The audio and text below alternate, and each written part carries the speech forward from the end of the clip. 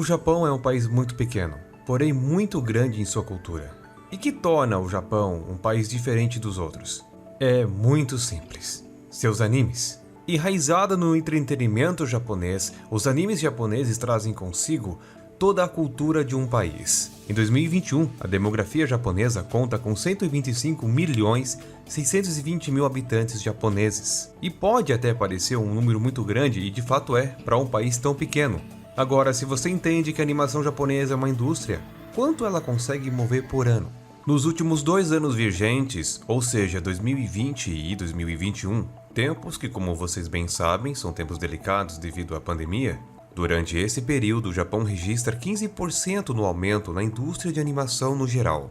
E esse é um número que tende a aumentar cada vez mais. Desde 1994 há registros que provam que o Japão teve dificuldade para aumentar o seu PIB. Com o crescimento da China cada vez maior, então o Japão perde o seu posto de segunda maior economia do mundo para a terceira, e mesmo assim é um número muito alto. Estamos falando de países gigantes, estou falando de um país gigante. A indústria japonesa chega a lucrar cerca de 24 bilhões de dólares anuais. Convertendo isso em reais dá cerca de 131 bilhões de reais. Ou seja, com certeza esse número agrega em muito ao PIB do país. Hoje eles são uma verdadeira febre no mundo todo. Hoje eles são referência em termos de animação e eles dominaram um globo, cara. E não tem como dizer que uma vez por ano nasce um grande anime que faz muito sucesso e eles chegaram ao auge, ao ápice do que o Japão poderia propor em termos de entretenimento. Como começou a animação japonesa? A evolução da animação japonesa durante todos esses anos da história do Japão e também no mundo todo. E por que a animação japonesa é tão importante assim? Fala galera, o Universo Evangelion está começando e no vídeo especial deste ano nós vamos então ver a evolução da animação japonesa desde sua origem, lá do embrião até hoje. Para quem é novo no canal e não sabe o que está acontecendo, durante uma vez por ano eu faço alguns vídeos especiais que saem um pouquinho da temática do canal, mas a gente entra numa coisa que tem a ver com o segmento do gênero, que é animação. Aqui eu já fiz alguns vídeos especiais como o tempo da animação japonesa aqui no Brasil e também um especial contando sobre a Gainax, o estúdio que deu à luz a Evangelion. E hoje nós vamos abordar a evolução da animação japonesa. Por incrível que pareça, cara, os animes influenciam até mesmo na sua vida de forma indireta, mesmo que você não assista. É referência em entretenimento, é referência para filme, é referência para quase tudo. E não é à toa que essa indústria cresce cada vez mais e hoje você vai saber o porquê.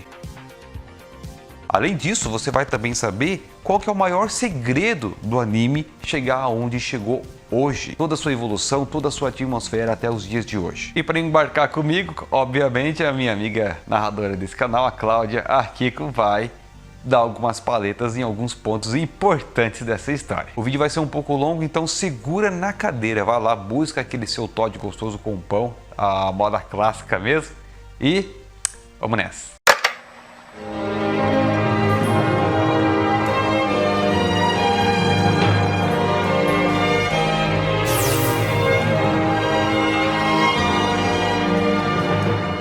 Cara, eu posso dizer por experiência própria, é muito importante que você tenha a tua marca levada para mais pessoas, para mais públicos, e para isso você precisa de uma representatividade, principalmente no que se diz a marketing do seu produto. Para isso, você sabe, existem diversas formas, é só usar a criatividade, só que a voz é essencial. Isso porque o próprio ser humano, por instinto, aprende de forma mais cognitiva pelo áudio, pelo som. E levar a sua marca, o seu produto para mais pessoas exige de um bom trabalho de narração ou locução. E eu indico uma das pessoas mais versáteis que eu já conheci nessa área, que é a Cláudia Akiko. A Cláudia já narra nesse canal já tem um bom tempo, porém ela tem mais de 5 anos de estrada em locução e também narração. Tem uma marca, tem um produto, quer divulgar, quer dar um up em seu negócio, ou tem aquele trabalho de TCC que quer aquela cara diferente, aquela coisa diferenciada. Eu vou deixar aí na descrição do vídeo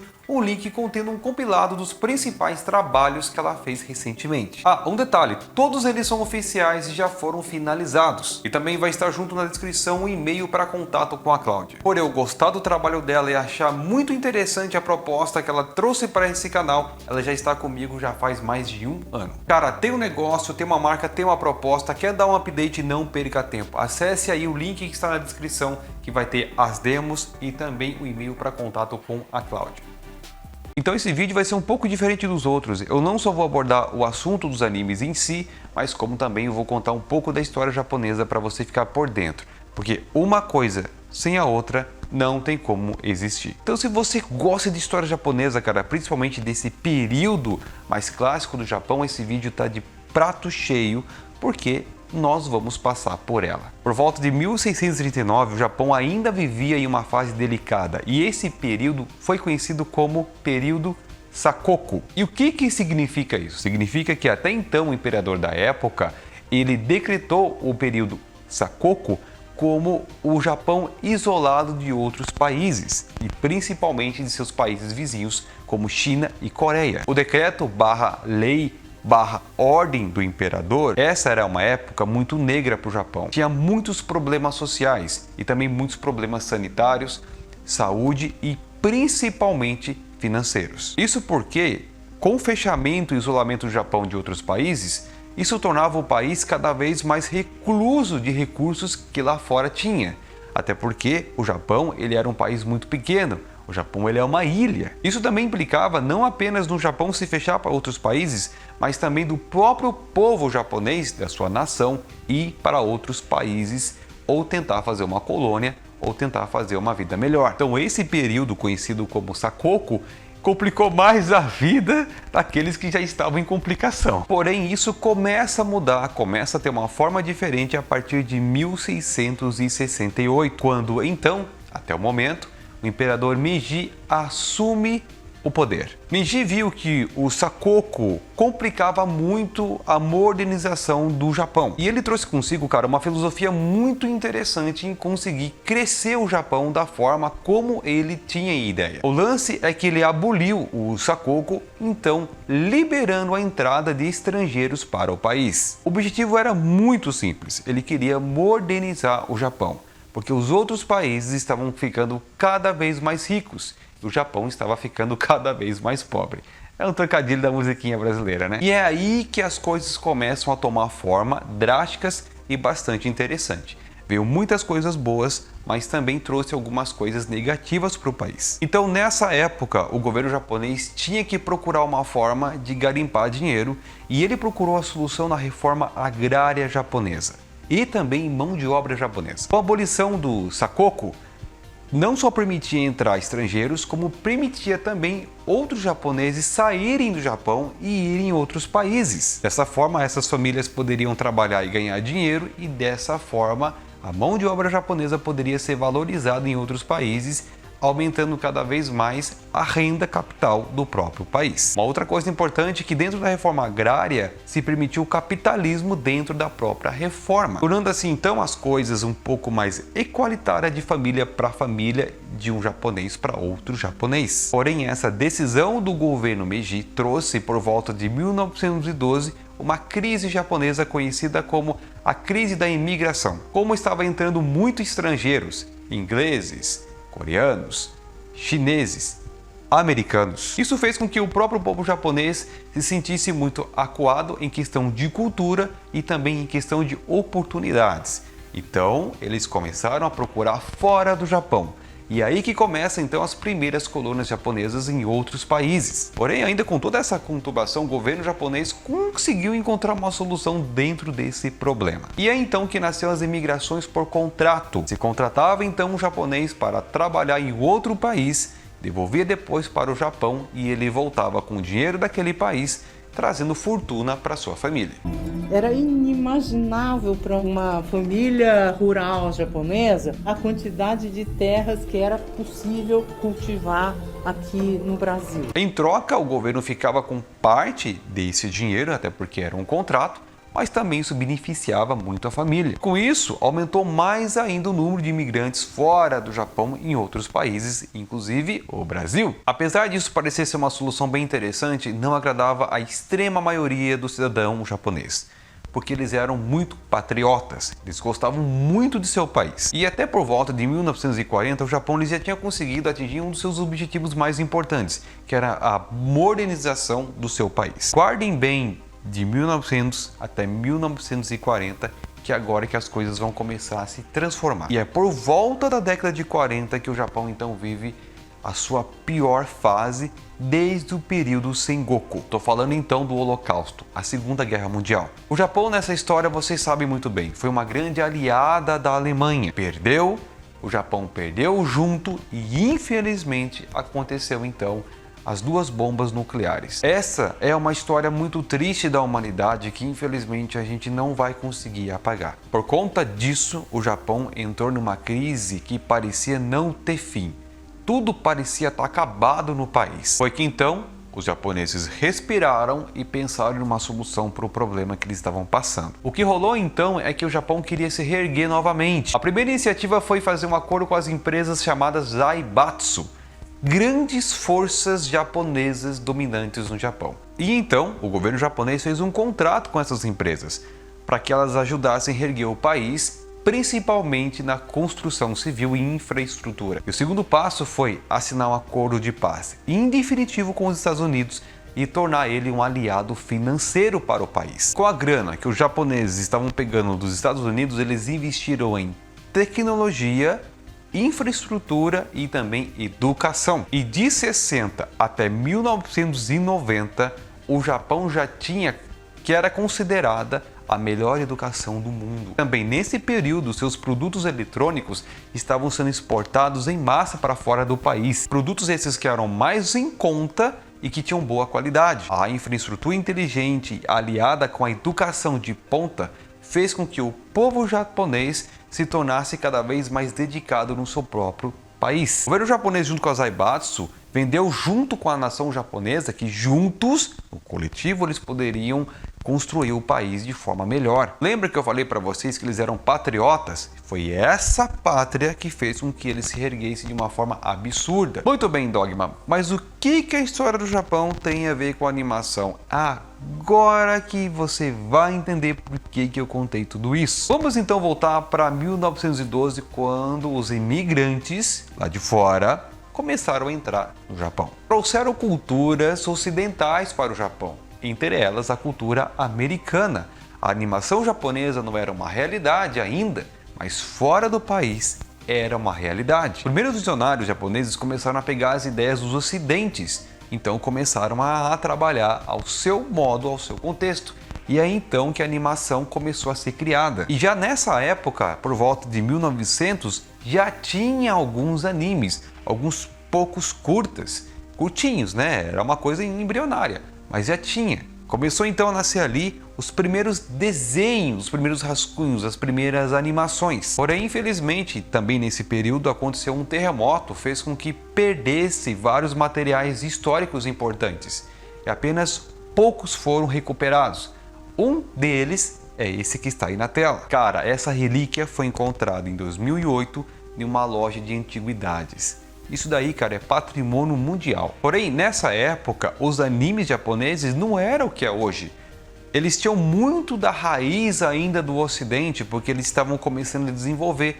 Porém, o detalhe é que as histórias japonesas já estavam bem contadas aí. Já tinha aquela pegada do folclore, já tinha aquela coisa, mesmo em preto e branco, mesmo em frames bem pequenos, parados, uma qualidade bem ruinzinha, né? Bem estragada, judiada com o tempo, que é normal, eram outros tempos, mas já tinha ali uma ascendência, o embrião da animação estava nascendo ali. Como em 1940 a televisão já era uma realidade no Japão, lembra então que o governo queria deixar o Japão cada vez mais moderno? E ainda nessa época os animes se assemelhavam muito com os do estúdio Walt Disney, que era referência para todo mundo.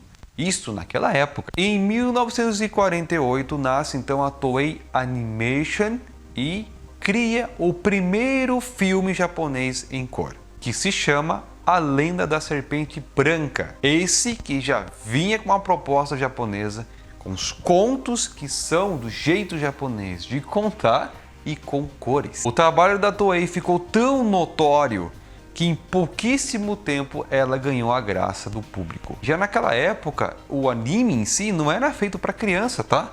Era feito para adulto mesmo. A Toei aos poucos começou a crescer muito por conta de uma pessoa extremamente importante, considerada a pessoa mais importante na indústria da animação japonesa, Isamu Tezuka. Isamu fez história na Toei e depois de um tempo ele acabou saindo e então ele fundou seu próprio estúdio. Batizado de Moshi Production, deu a vida a Astro Boy, considerado o primeiro anime em série, no caso, né, em série, né, a primeira série em anime em preto e branco da história da animação japonesa. O grande problema de fazer animação, até então na época, era o custo disso. Era muito caro, complicado e muito trabalhoso.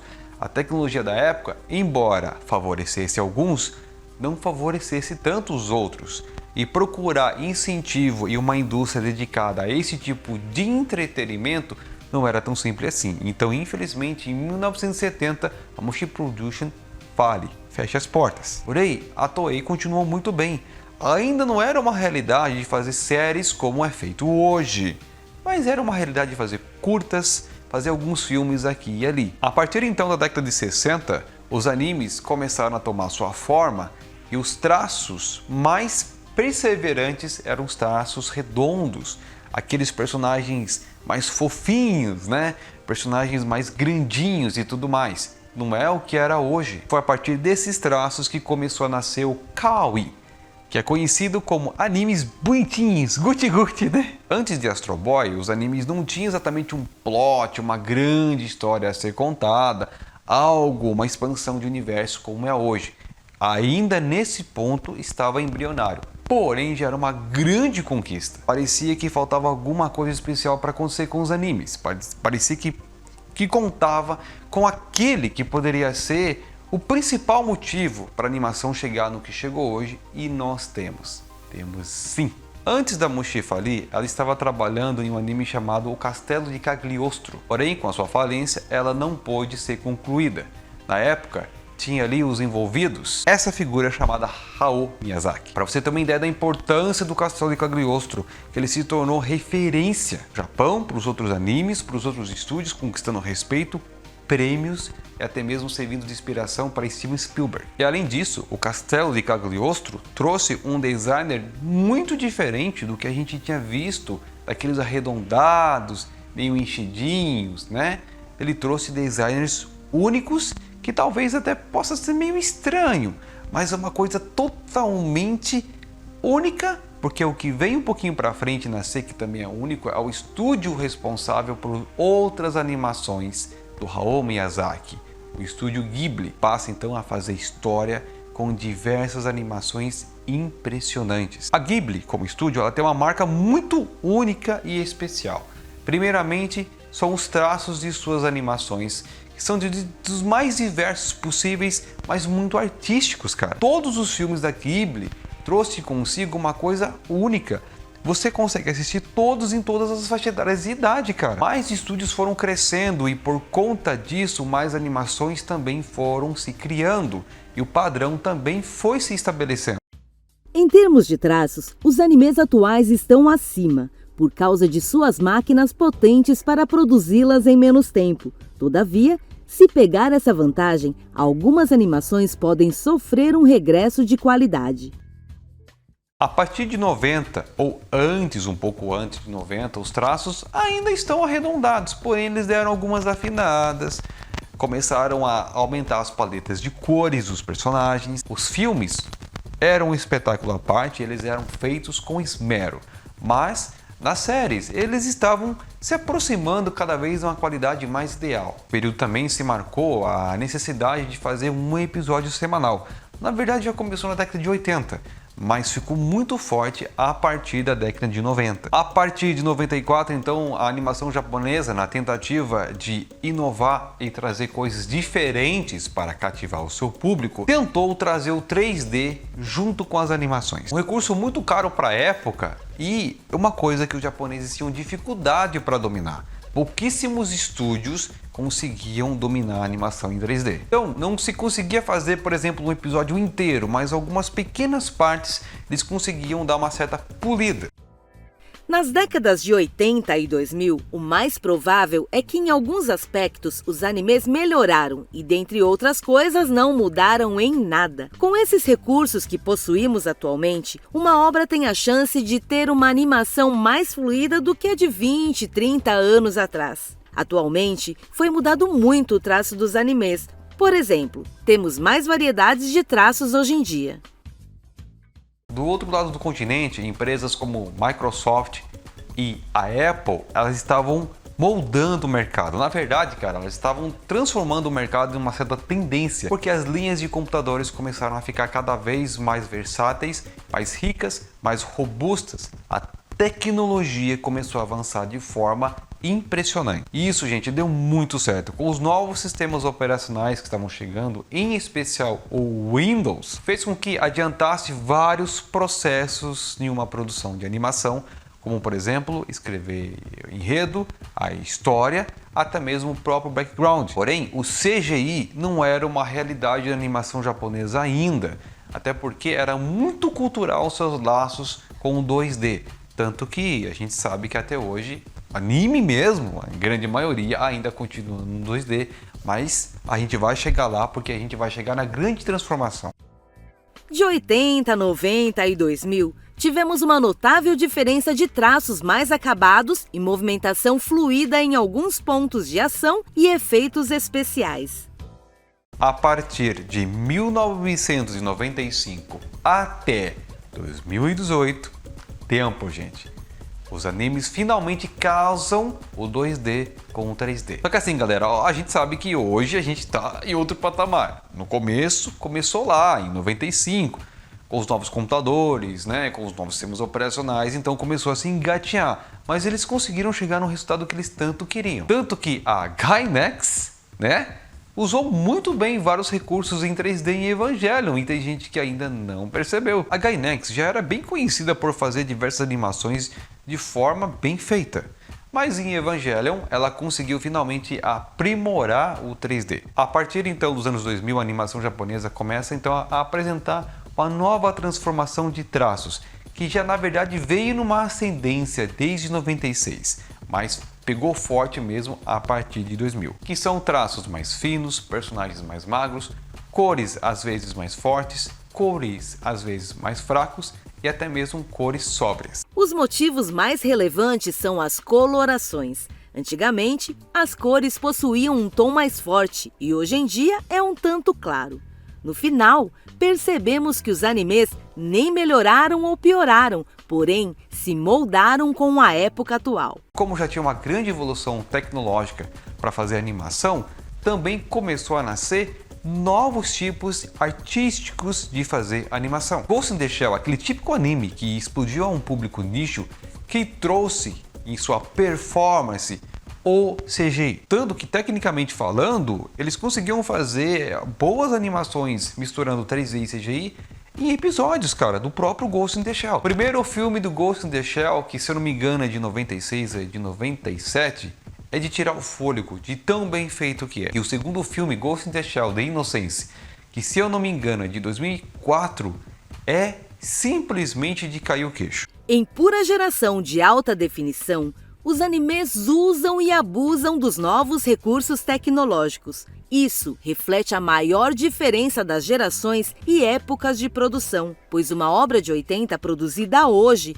pode sofrer uma mudança drástica. Os animes shonen, para um público de 12 a 16 anos, era a nata da produção japonesa. Cavaleiros do Zodíaco, Dragon Ball, Naruto, Ranma Meio, Tenshimuyo, mais uma porrada que vem pela frente, são alguns dos pequenos exemplos que eu estou citando aqui. Eles eram feitos em grande produção em massa, cara, e por causa disso, eles traçavam o que era uma tendência de traços para os novos animes que vinham vir pela frente. Cara, Dragon Ball, ele foi o responsável por tirar tudo que tinha do Japão e jogou para o resto do mundo. A indústria já não era mais lá naquela ilha. A indústria da animação já não era apenas no Japão. Agora virou para o resto do mundo. Dragon Ball vendeu lá dentro, vendeu lá fora, vendeu até na água, cara. No No começo, como toda tecnologia nova, o DVD chegou ao mercado com altos preços, mas na medida em que foi se popularizando, o preço caiu e hoje encontramos modelos com preços bastante acessíveis. Mas também forçou a indústria a migrar e evoluir seus padrões de qualidade de imagem. E como um todo, estávamos entrando na era da alta definição, a era HD. E assim, galera, por mais que há grandes evoluções técnicas, grandes evoluções em narrativa, em enredo, em contar história, ainda está tatuado na animação japonesa a cultura japonesa. Eles não abandonam isso independente das condições. E é exatamente isso que foi para o mundo e foi isso que ganhou o mundo. Eles conquistaram isso sem perder a sua própria característica, porém sabendo vender muito bem para um público que quer receber aquilo.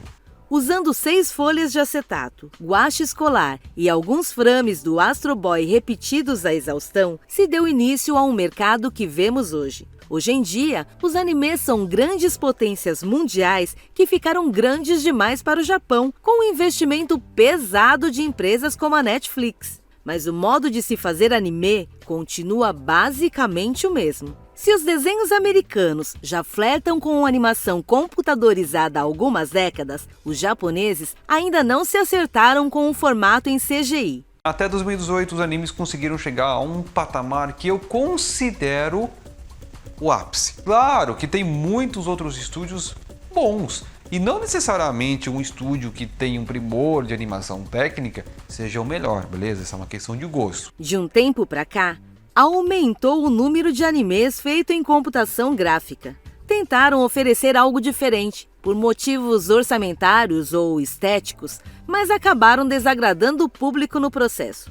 Personagens travados e animações que parecem saídas de um FMV de games antigos. Ah, Dogma, e quanto ao estúdio cara, velho, o estúdio que fez o Rebuild, etc, que tem uma animação muito boa, por que você não tá falando sobre ele? Seguinte, a Cara Studio é um estúdio muito jovem, beleza? Ele começou praticamente ontem.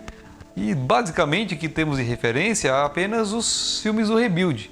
Eu ainda vou fazer um vídeo especial somente para falar do estúdio cara, eu prometo. Quem é fã de anime, cara, se sinta agraciado e não tenha vergonha de admitir. Animes te ensinam valores, animes são importantes, animes te entretêm, animes fazem você chorar, animes fazem você conquistar, porque não, anime pode mudar a sua vida, basta apenas você abrir a sua mente. Cara, esse vídeo deu um trabalho, não sou de pedir like, não sou de pedir inscrição, quem acompanha o canal há um bom tempo sabe muito bem disso, ok? Mas cara, valoriza esse trabalho aqui. Tô há 6 anos criando conteúdo de Evangelion, então vem muita coisa boa pela frente, não quer perder nada, então se inscreva e também deixe o seu like para o YouTube reconhecer que você tem interesse em continuar vendo esse conteúdo. E de mim para vocês, então, desejo um Feliz Natal, um melhor ano novo ainda, a gente se vê em 2022, ano de Copa. Forte abraço, curta, cara, curta realmente porque o ano não foi fácil, beleza? Tudo de bom, paz e amor.